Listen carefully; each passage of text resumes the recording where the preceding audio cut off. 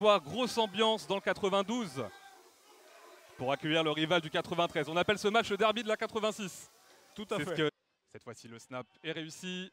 Il lance tout de suite une out à droite. À la remontée en élite, il y a de ça environ une dizaine d'années. Et qui était évidemment là lors de la finale en 2014 au stade Charletti. Ouais, troisième tentative et 2 yards très importante. À Blitz, ça sent le blitz. Du côté du flash à Courneuve, la pression, passe longue, réceptionné Saïd Salazar. Après le touchdown, sans doute pour une célébration.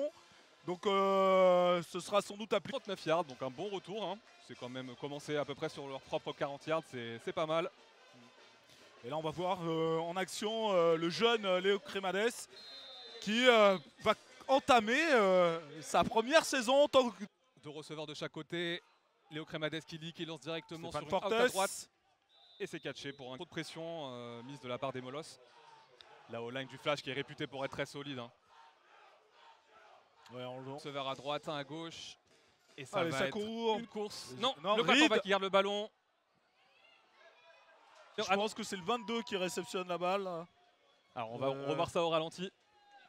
Alors, les caméras sont fait avoir. Et il vient couper la balle. Ah si, c'est... Et c'est bien lui. C'est bien. Plus de peur que de mal, il arrive à se relever. On revoit le ralenti. Saïd Salazar qui cherche une brèche.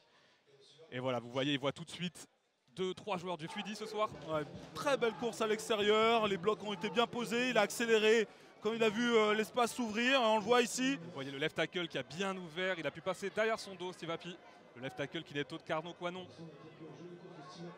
Difficulté, hein, c'est de la défense. Voilà, il a vu ce coup-ci. Intercepté. Interception rapide, passe courte. Voilà, attention la pression. C'est Van Fortes, très mal. Hein. Ah, clairement, les Molosses qui vont s'en vouloir là, toutes ces pénalités. Les pénalités, les turnovers. Léo Cremades qui a en tout cas bien résisté sous la pression. Deuxième tentative et 10 à suivre. Et c'est une course encore une fois. Et ça va trouver la brèche. Et ça va aller au bout. Ça va aller au bout. Non, il va être rattrapé peut-être. Et c'est touchdown pour le flash. Bon, c'est François Pion donc qui trouve le chemin de la end zone. Très bon gain.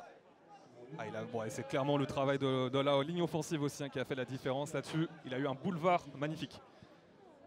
François Pion, qu'on vous rappelle, vous avez pu voir au cours de notre émission touchdown cette semaine avant ce match qui a fait la différence là-dessus face à Léo Cremades.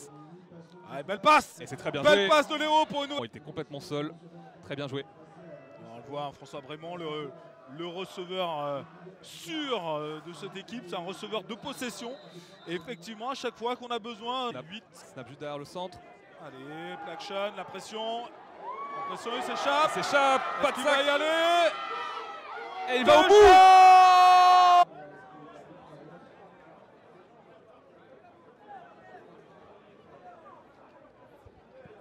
Alors, qu'est-ce qui s'est passé sur cette action? On va le savoir, les arbitres qui se réunissent pour prendre la bonne décision. Alors vous voyez ralenti, Léo Cremades qui va tendre le ballon au bout. Et voilà, il tend le ballon avant d'être sorti visible. Ça va être une passe à gauche.